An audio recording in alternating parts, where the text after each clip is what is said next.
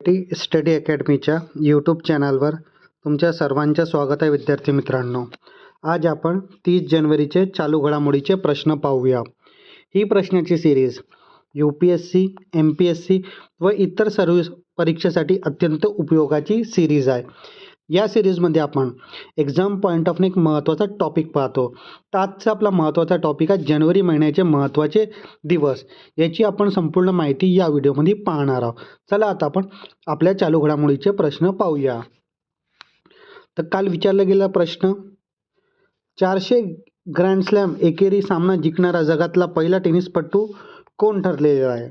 तर तो नोवाक जोकोविच, म्हणजे ऑप्शन क्रमांक 3 आपला बरोबर उत्तर राहील. चला आता विद्यार्थी मित्रांनो आजचे प्रश्न पाहूया.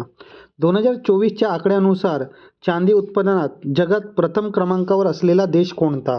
तर तो देश आहे मेक्सिको, म्हणजे ऑप्शन क्रमांक 3 आपला बरोबर उत्तर राहील. आता आपण याबद्दल महत्त्वाची माहिती पाहूया. प्रथम क्रमांक मेक्सिको, सलग अनेक वर्षापासून जगात अव्वल क्रमांक आहे चांदी उत्पादनात. त्यानंतर मेक्सिको दरवर्षी अंदाजे 6,300 मेट्रिक टन चांदीचे उत्पादन करतो. जगातला एकूण चांदीच्या उत्पादनापैकी 25% वाटा एकटा मेक्सिकोचा आहे. प्रमुख खाणं मेक्सिकनमधले फ्रेन्सिलो ही जगातली सर्वात मोठी चांदीची खाण आहे. इतर प्रमुख देश, मेक्सिकोनंतर चीन दुसऱ्या क्रमांकावर आहे आणि पेरू तिसऱ्या क्रमांकावर लागतो त्यांचा क्रमांक. सर्वात मोठे साठे, जरी मेक्सिको उत्पादनात पुढे असेल तर चांदीचे सर्वात जास्त साठे रिझर्व्ह पेरू या देशात आहेत. भारत जगात चांदी उत्पादनात साधारणतः 10व्या क्रमांकावरच्या आसपास आहे. प्रमुख उत्पादक हिंदुस्तान झिंक कंपनी. त्यानंतर पुढला प्रश्न, 15 वर्षाखाली मुलांसाठी सोशल मीडियावर बंदी घालणारा विधेयक कोणत्या देशाच्या खासदाराने मंजूर केलेला आहे? तर तो देश आहे फ्रान्स देश. तर ऑप्शन क्रमांक 2 आपला बरोबर उत्तर राहील.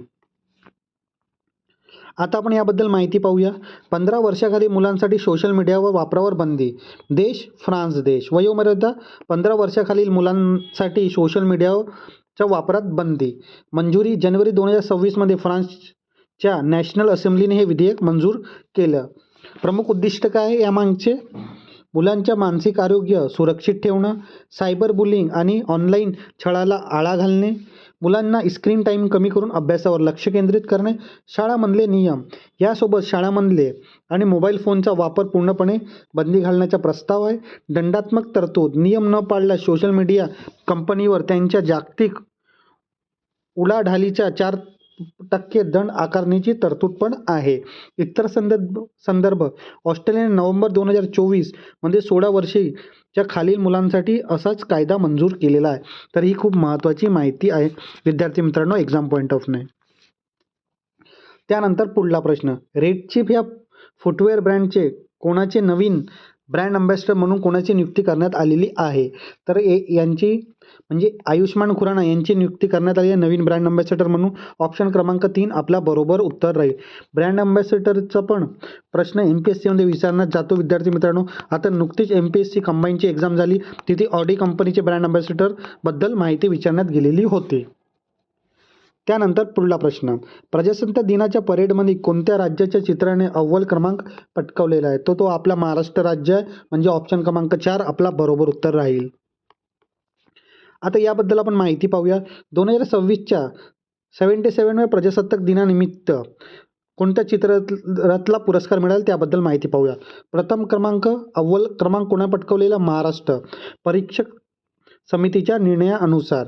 चित्ररथचा विषय काय होता? गणेशोत्सव, आत्मनिर्भरतेच्या प्रतीक. गणेशोत्सव अ सिम्बॉल ऑफ आत्मनिर्भरता. दुसरा क्रमांक कोणा पटकावलेला आहे? तर जम्मू काश्मीर. विषय काय होता? हस्तकला आणि लोकनृत्य. तिसरा क्रमांक केरळ. विषय कोणता? वॉटर मेट्रो आणि 100% डिजिटल साक्षरता. पॉप्युलर चॉईस लोकमतानुसार या श्रेणीत गुजरात चित्ररथला प्रथम क्रमांक पटकावलेला आहे. त्यानंतर इतर महत्त्वाचे निकाल, सर्वोच्च संचालन पथक सैन्यदल, भारतीय नौदल, इंडियन नेव्ही. सर्वोत्कृष्ट मंत्रालय चित्ररथ, संस्कृती मंत्रालय, वंदे मातरम 150 वर्ष. तर ही खूपच महत्त्वाची माहिती आहे विद्यार्थी मित्रांनो एक्झाम पॉईंटमध्ये तुम्ही लक्षातच ठेवा.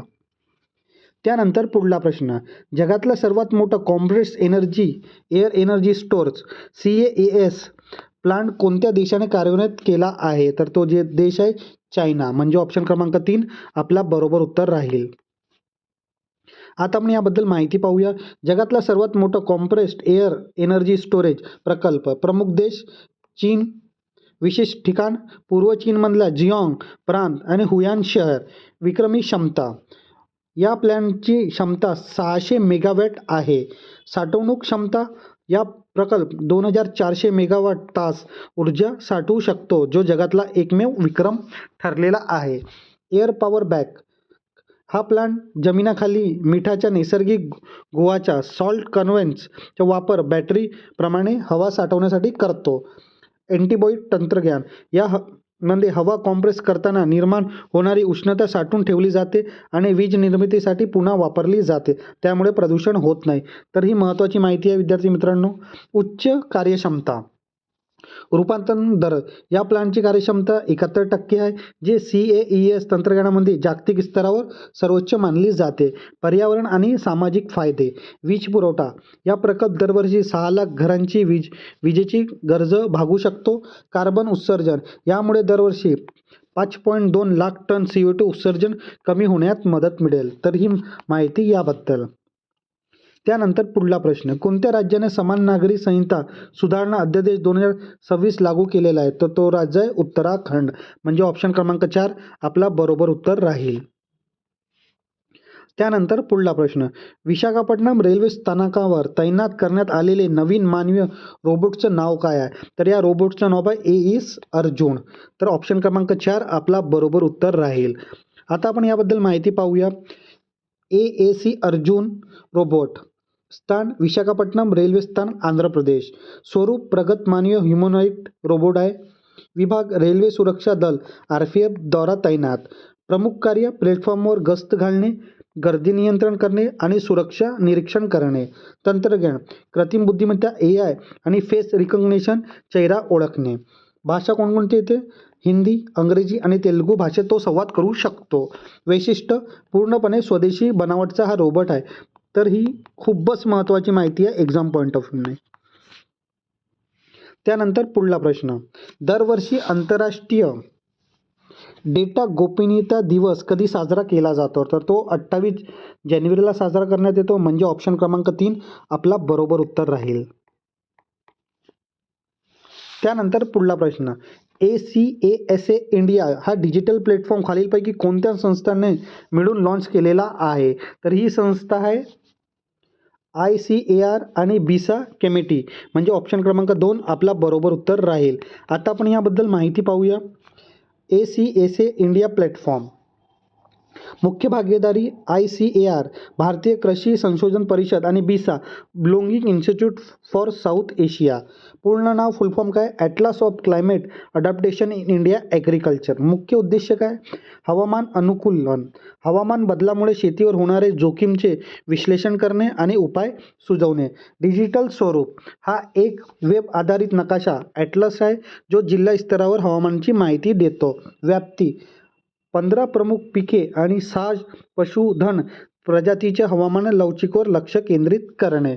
तर ही माहिती आहे या प्लॅटफॉर्मबद्दल.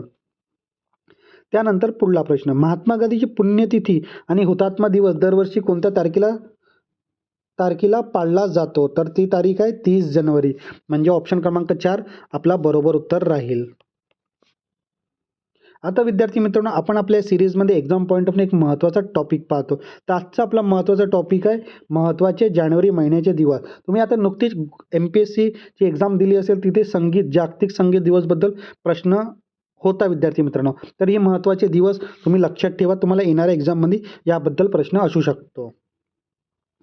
तर जानेवारी महिन्याचे दिवस आपण पाहूया. 1 जानेवारीला जागतिक कौटुंब दिन, 4 जानेवारीला जागतिक ब्रेल दिन, 6 जानेवारीला जागतिक युद्धातील अनाथ दिवस आपण साजरा करतो, 9 जानेवारीला प्रवासी भारतीय दिन, 10 जानेवारीला जागतिक हिंदी दिन, 11 जानेवारीला राष्ट्रीय मानव तस्करी जागरूकता दिवस, 12 जानेवारीला राष्ट्रीय युवा दिन स्वामी विवेकानंद यांच्या जयंतीनिमित्त, 16 जानेवारीला राष्ट्रीय स्टार्टअप दिवस म्हणून आपण साजरा करतो. 20 जानेवारीला पेंग्विन जागरूकता दिन.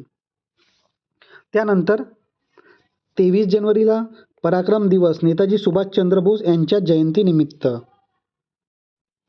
24 जानेवारीला आंतरराष्ट्रीय शिक्षण दिवस आपण साजरा करतो आणि 24 जानेवारीलाच राष्ट्रीय बालिका दिवस. 25 जानेवारीला राष्ट्रीय मतदार दिवस, भारतीय निवडणूक आयोग यांची स्थापना. 26 जानेवारीला आंतरराष्ट्रीय स्वच्छ ऊर्जा दिन. 26 जानेवारीला जागतिक कुष्ठरोग दिन. 29 जानेवारीला भारतीय वृत्तपत्र दिन. 30 जानेवारीला जागतिक दुर्लक्ष उष्णकटिबंधीय रोग दिन. तर ही खूप महत्त्वाचे दिवस आहेत विद्यार्थी मित्रांनो जानेवारी महिन्याचे. तुम्हाला एक्झाममध्ये याबद्दल प्रश्न असू शकतो. आता विद्यार्थी मित्रांनो आपण आपले जे सिरीज आहे तिथे एक क्वेश्चन तुमच्यासाठी असतो. या प्रश्नाचं उत्तर तुम्ही नक्कीच कमेंट बॉक्समध्ये द्या. तुम्हाला येत नसेल तरी ट्राय करायला हरकत नाही. जे विद्यार्थी आपल्या चॅनलवर कंटिन्यू आपला व्हिडिओ फॉलो करत असतील त्यांना हा उत्तर येईलच. अजित पवार यांनी महाराष्ट्राचे उपमुख्यमंत्री म्हणून पहिल्यांदा कधी शपथ घेतली? तर तुमचा ऑप्शन क्रमांक 1 आहे 2004, ऑप्शन क्रमांक 2 आहे 2010, ऑप्शन क्रमांक 3 आहे 2014 आणि ऑप्शन क्रमांक 4 आहे 2019. तर या प्रश्नाचं उत्तर तुम्ही नक्कीच कमेंट बॉक्समध्ये द्या विद्यार्थी मित्रांनो. येणाऱ्या व्हिडिओमध्ये आपण याबद्दल माहिती पाहणारच आहोत. तर ट्राय करायला हरकत नाही, चुकला तरी चालेल. आता विद्यार्थी मित्रांनो आपण आपल्या क्वालिटी स्टडी अकॅडमीच्या यूट्यूब चॅनलवर जी ही सिरीज घेत आहोत, ही सिरीज तुम्हाला कशी वाटत आहे नक्की तुम्ही कमेंट बॉक्समध्ये सांगा. हे सिरीज तुम्हाला जर आवडत असेल तर नक्की लाईक करा, शेअर करा आणि आपल्या क्वालिटी स्टडी अकॅडमीच्या चॅनलला सबस्क्राईब करायला विसरू नका. धन्यवाद.